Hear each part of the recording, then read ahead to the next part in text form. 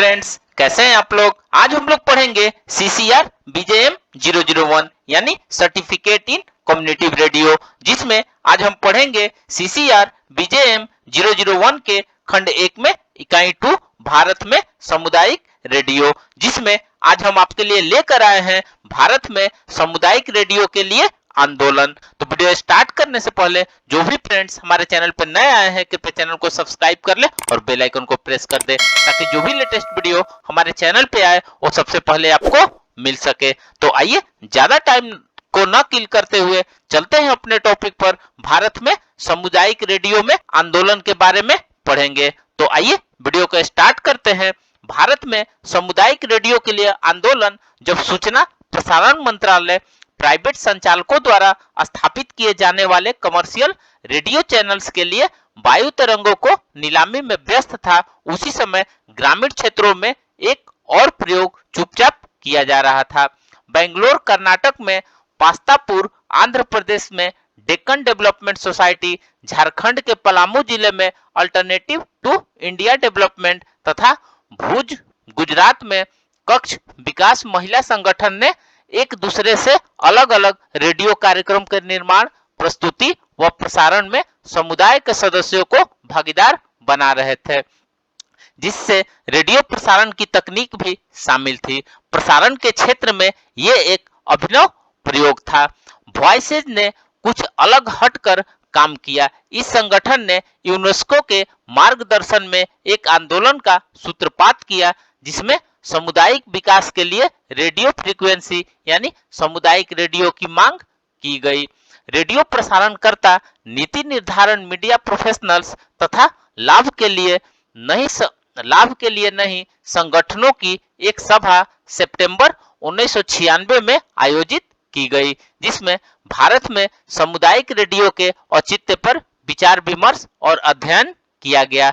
यह भी सोचा गया कि इसके क्रियान्वयन के लिए समुचित नीतियां क्या हो सकती है। इस सभा का परिणाम बेंगलोर घोषणा पत्र सामने आया, जिसमें सामुदायिक प्रसारण की स्थापना की मांग की गई। स्वयंसेवी, अशासकीय और अलाभकारी निर्माता समूहों को सामुदायिक रेडियो केंद्र चलाने के लिए लाइसेंस स्वीकृत करने की प्रार्थना की गई।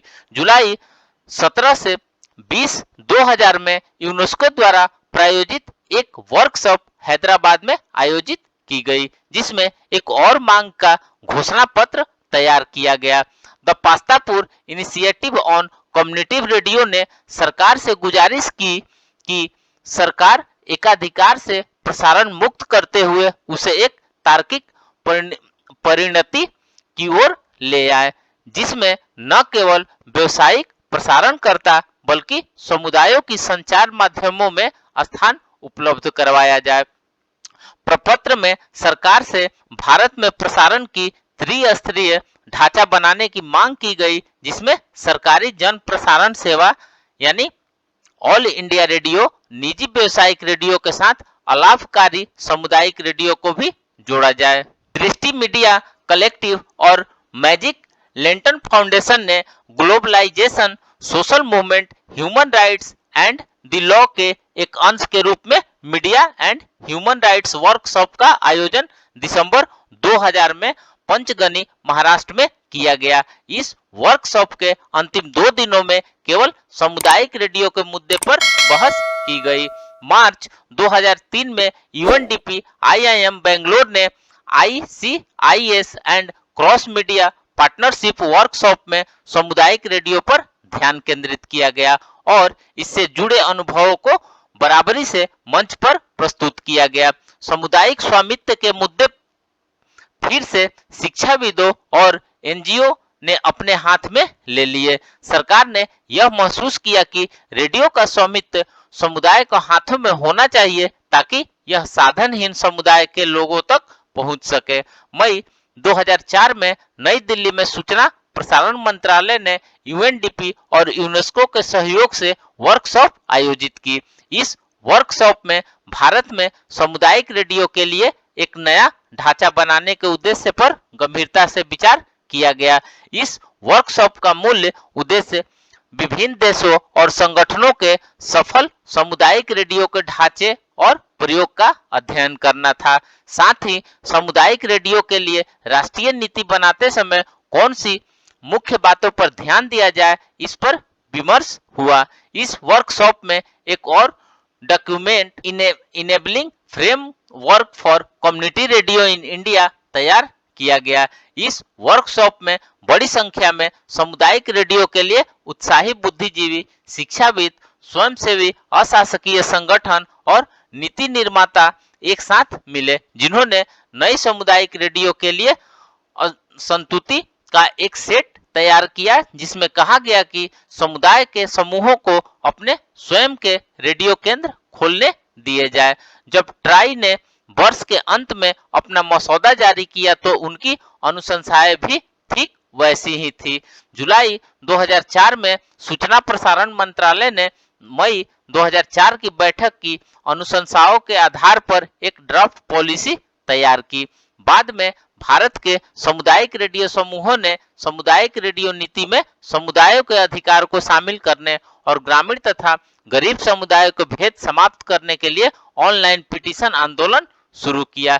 इस संबंध में सरकार ने सामुदायिक रेडियो की स्थापना की और पहला सकारात्मक कदम 2004 में उठाया, जब एक नई नीति शैक्षणिक संस्थाओं को रेडियो फ्रीक्वेंसी लाइसेंस देने के लिए बनाई गई। अन्ना यूनिवर्सिटी चेन्नई के कैंपस में 2004 में पहला शैक्षणिक संस्था के स्वामित्व वाला रेडियो केंद्र स्थापित हुआ। इन रेडियो केंद्रों को सूचना प्रसारण मंत्रालय ने सामुदायिक रेडियो कहा, जबकि ये एफएम रेडियो केंद्र विद्यार्थी समुदाय की अधिकता वाले थे। प्रसारण नीति में शामिल समुदाय के लिए विकासात्मक कार्यक्रम के लिए लाइसेंस होल्डर को सरकार की ओर से नीति निर्देश दिए गए थे, पर कैंपस में स्थित रेडियो केंद्र यूनेस्को, एएमएआरसी और विकास संचार से जुड़े अंतर्राष्ट्रीय संगठनों द्वारा स्वीकृत सामुदायिक रेडियो की परिभाषा से बिल्कुल अलग थे। अक्टूबर 2005 में एक और नीति का ड्राफ्ट बना और इसे मंत्रियों के एक दल को भेजा गया, जिसने कई विरोधी मुद्दे जैसे विज्ञापन, समाचार और सूचना, लाइसेंस शुल्क, उपलब्ध तरंग पट्टी आदि पर गंभीर विचार कर एक वर्ष बाद इसकी अनुशंसा की। नवंबर 2006 में केंद्रीय मंत्रिपरिषद ने सामुदायिक रेडियो नीति को स्वीकृति प्रदान कर दी, जिसमें समुदाय और नागरिक संगठनों को सामुदायिक रेडियो केंद्र के स्वामित्व का प्रश्न शामिल था।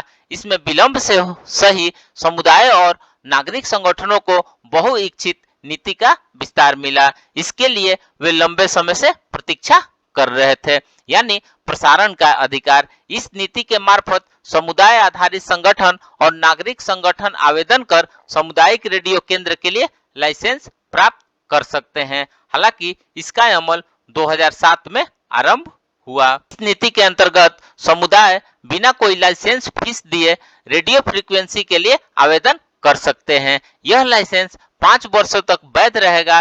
तरंग पट्टी के उपयोग हेतु ट्राई को कानूनी फीस साल भर में एक बार देना होगा। सामुदायिक रेडियो के लाइसेंस होल्डर को विशेष दिशा निर्देश को अनिवार्य पालन करना होगा, जिसमें समुदाय की प्रबंधन नीति और रेडियो केंद्र के संचालन में अनिवार्य भागीदारी रहेगी।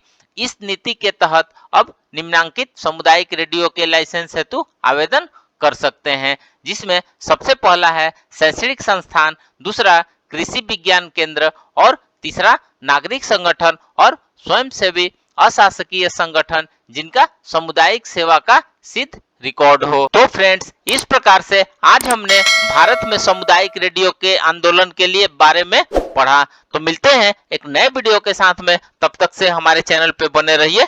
धन्यवाद।